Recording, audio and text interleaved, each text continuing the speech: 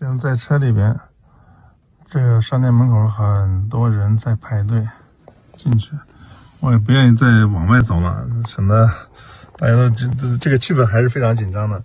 前面这边是药店，然后是另外一个商场。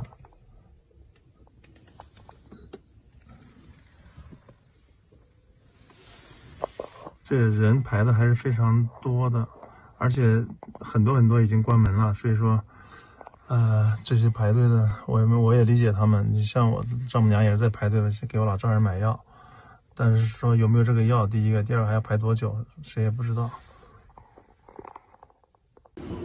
这今天一大早跟我老婆来商场里边采购，看着商场里边很多都已经空了。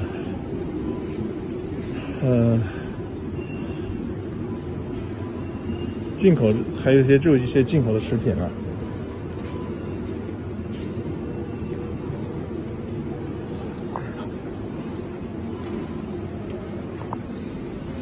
想买点牛奶也没有，现在日用品还有，但吃的东西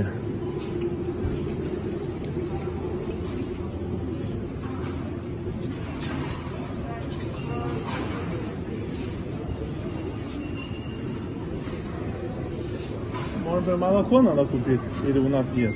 Надо купить. Ну, сейчас выключи телефон, от греха подальше. 这里是卖水的地方，完全是没有什么的，只有这样带气的水。这个酒水这里边卖酒的地方还挺多酒的。看这里现在水果这就没有什么新鲜的东西，已经没什么了。蔬菜比较少了。肉类也是空的了。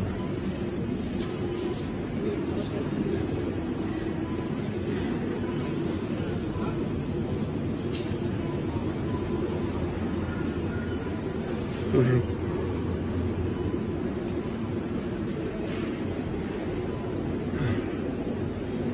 这种感觉真的是很不知道怎么言语来表达。